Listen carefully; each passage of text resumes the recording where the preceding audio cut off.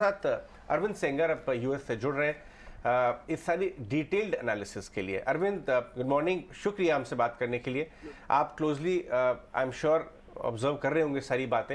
ये जो दुनिया भर में रिस्क ऑफ हुआ है, ये आपको लगता है कि ये स्टार्ट है, एटलीस्ट ये क्राइसिस हैंडल हो जाएगी यहाँ से, या अभी भी चीज़ें बहुत वॉलेटाइल है और हमें टेकन फॉर ग्रांटेड नहीं करना चाहिए?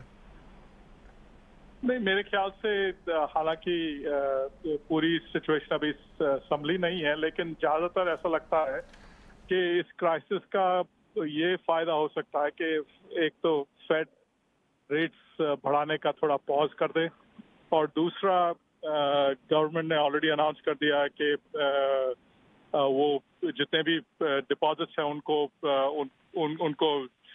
पूरी तरह से पेमेंट करेगी। तो इसका मतलब है कि मेरे ख्याल से ये क्राइसिस, ये लीमन टाइप 2008 की सिचुएशन बिल्कुल नहीं है, और बल्कि इसका मौका मिल सकता है कि अगर इसमें फेड रुक गया तो मार्केट्स एक्चुअली काफी संभल के और बढ़ भी सकते हैं। Right.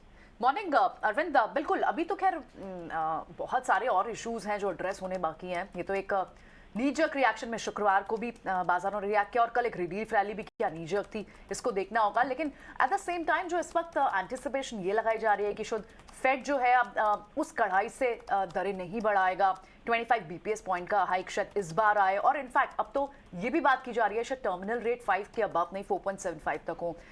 75 BPS rate in fact withdraw कर लिया जाएगा इस साल के अंत तक। बहुत सारी बातें जो निकल कर आ रही हैं, इन्हें किस लाइट में देखना चाहिए?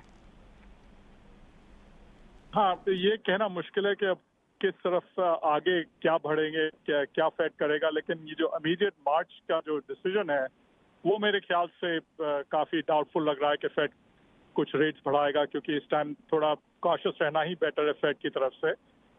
उसके अलावा आगे देख के तो ये डिपेंड करेगा कि कितना जल्दी ये सिचुएशन सेटल हो जाए और क्या रिस्क हैं सिस्टम में। तो एक चीज जो साफ जाहिर हो गई है वो ये है कि फाइनेंशियल रिस्क जो है वो काफी छुपी हुई थी अभी तक, वो अब सामने आ रही है। अभी तक तो हम इकोनॉमी का ध्यान दे रहे थे, फाइनेंशियल रिस्क का ध्यान नहीं दे रहे थे, लेकिन अब फाइनेंशियल रिस्क का भी फेड को ध्यान से सोचना पड़ेगा और देखना पड़ेगा। इसके कारण मैं इस बात से सहमत हूँ कि हो सकता है कि अगर फाइनेंशियल रिस्क और निकली तो फेड को फ्यूचर में रेट्स कट करने पड़े इसके बजाय कि और बढ़ाए। लेकिन इन्फ्लेशन का भी डेटा कल आने वाला है, वो भी देखना पड़ेगा। तो ऐसा नहीं है कि कोई सीधी सादी सी सिचुएशन है जिसमें कि हमको साफ नजर आ रहा है कि क्या होगा। तो मेरा ख्याल है कि ये थोड़ा कॉशियसली अप्रोच करना चाहिए, लेकिन खरीदने का मेरे ख्याल से मौका मिलेगा इससे अलावा।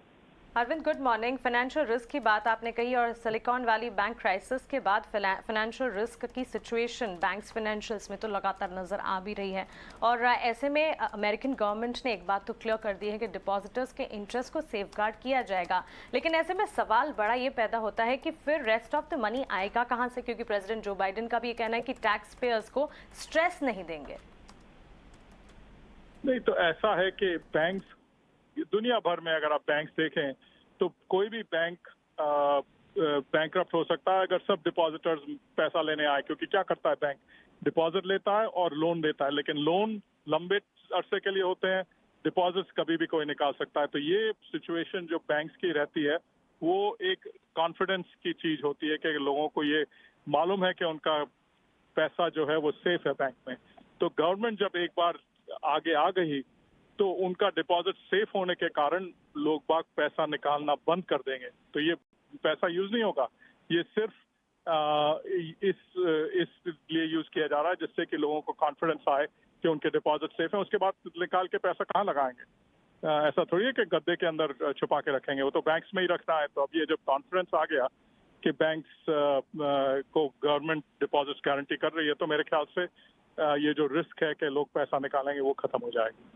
अरविंद, मैं अभी देख रहा था कि इंडियन मार्केट में करीब 60% NSE 500 के स्टॉक्स अब 200 डे मूविंग एवरेज के नीचे चले गए। इनफैक्ट दूसरी इंडिसेस का भी अगर जायजा लें तो लगभग वही 40-50% स्टॉक्स नीचे आ गए, कुछ इंडिसेस 60%। इस तरह का डेटा लास्ट टाइम कोविड समय में देखा गया था। क्योंकि आप इंडिया पे भी उतनी ही नज़र रखते हैं जितनी आप ग्लोबल मार्केट पर रखते हैं, एक व्यू इंडियन मार्केट में भी बता के जाएं आप कि क्या व्हाटएवर रीजन की वजह से बाजार में जो हो रहा है, क्या वैल्यू इमर्ज होना शुरू हो गई है लॉन्ग टर्म इन्वेस्टर्स के लिए, या अभी भी लोअर लेवल्स आ सकते हैं तो कॉशियस रहना चाहिए? नहीं, ऐसा है कि यूएस का रिसेशन का रिस्क तो बढ़ गया है, लेकिन दूसरी तरफ से फेड का ज्यादा बढ़ाना रेट्स कम हो गया है। तो इसके कारण मेरे ख्याल से इंडियन इकोनॉमी में जो कंपनीज इंडिया एक्सपोज हैं और जिनका कि एक्सपोर्ट से ज्यादा जरिया नहीं है। बिल्कुल अरविंद, आपका शुक्रिया हमारे साथ जुड़ने के लिए, और आप आगे भी हमारे साथ बने रहें क्योंकि इसी मुद्दे पर विस्तार से आपसे और ज्यादा बातचीत होंगी और आपकी एनालिसिस हमारे लिए काफी ज्यादा इंपॉर्टेंट भी है। Please be with us. लेकिन इस बीच